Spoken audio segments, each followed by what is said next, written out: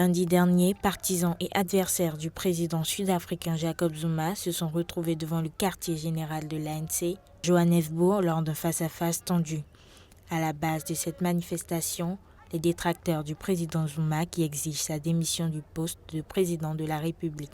Ces derniers ont transmis leur mémorandum au secrétaire général de l'ANC, Gwede Mantashe, brièvement allé à leur rencontre à la mi-journée.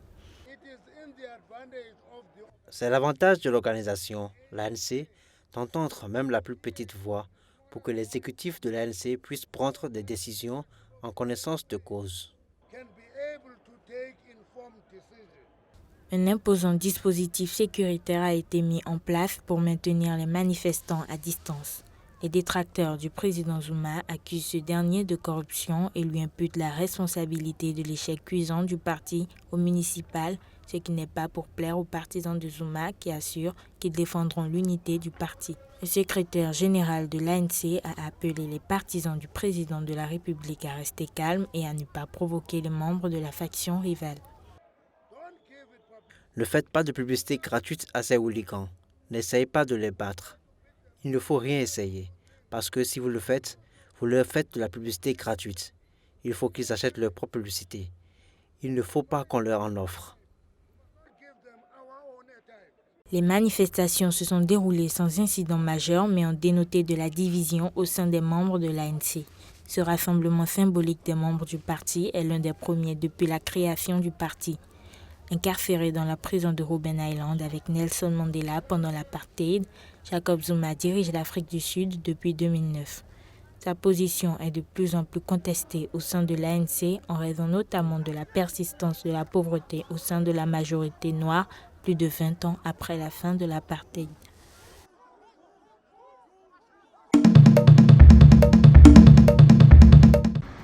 Plusieurs dizaines de personnes se sont regroupées lundi devant le palais de justice de Libreville dans l'espoir d'obtenir de nouvelles d'un proche introuvable depuis le début des violences post-électorales, alors que le parquet doit auditionner des centaines de personnes arrêtées lors des troubles de la semaine dernière. Je n'arrive pas à retrouver mon fils unique depuis jeudi.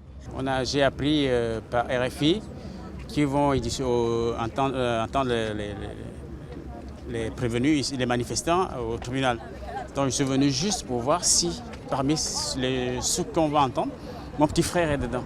Dans l'enceinte du palais de justice, plusieurs personnes sont descendues d'un camion main sur la tête pour être conduites sous surveillance policière vers l'intérieur du bâtiment. Derrière les grilles, des dizaines de personnes espéraient apercevoir un fils, un frère, une sœur ou un mari introuvable depuis l'explosion de violence au Gabon juste après la proclamation de la réélection d'Ali Bongo mercredi. On nous a refoulés, on devrait quand même rester à l'intérieur, voir nos enfants, s'ils sont là ou pas.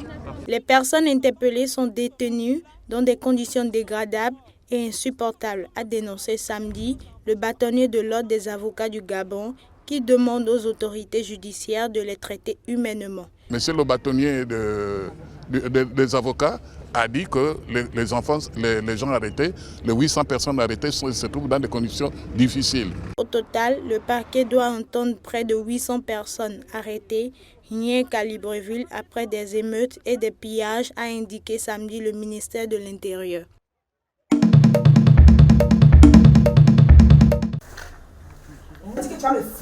Ma famille, série télévisée ivoirienne culte, revient plus de 10 ans après avec des histoires encore plus croustillantes. Les acteurs de cette série qui avaient conquis toute l'Afrique francophone se sont retrouvés sur un plateau à Abidjan pour tourner de nouveaux épisodes.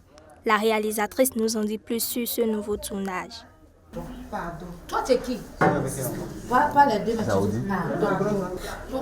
ne peut pas tout dévoiler. C'est surprise en surprise. Il faut qu'il soit...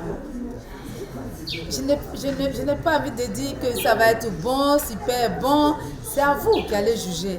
Vous allez juger parce que moi, j'ai fait le travail, j'ai essayé de faire ce que je peux. Maintenant, on va attendre ce qui va se passer.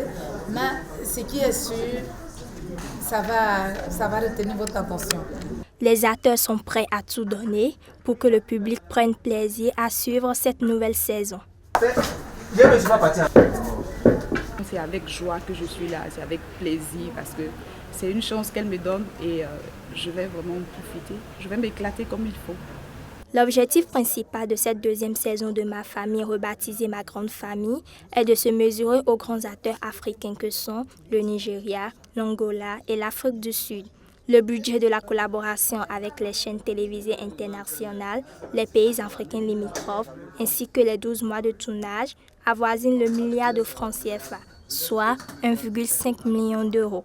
La grande réalisatrice de cette série, Akissi Delta, autrefois analphabète, est aujourd'hui épanouie et souligne avec fierté qu'elle a été invitée à la table de nombreux chefs d'État. Par le biais de sa célébrité, elle souhaite être la marraine de l'école obligatoire, un projet phare du gouvernement ivoirien. Tu veux me toucher, fais-le. Toi, tu vis chez moi.